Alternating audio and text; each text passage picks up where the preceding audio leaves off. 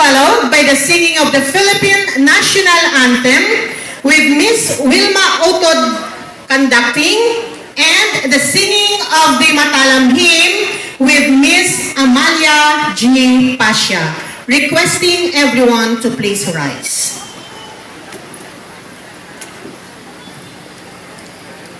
Let us put ourselves in the holy presence of God.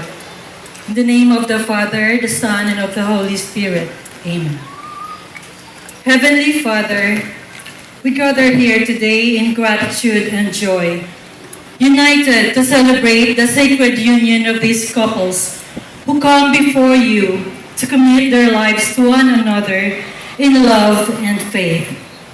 Bless these couples, Lord, as they begin this journey together. Fill their hearts with mutual respect, understanding, and patience. May their homes be places of love, peace, and harmony. Strengthen them in times of difficulty, and may their love for one another grow deeper with each passing day. We ask for your blessings upon this event and all who are gathered here today. Guide these couples in their shared lives, and may their union be a reflection of your divine love. Bless the local government unit of Matalam, all the officials, especially the father of this municipality, for their love, generosity, and commitment has made this beautiful occasion possible.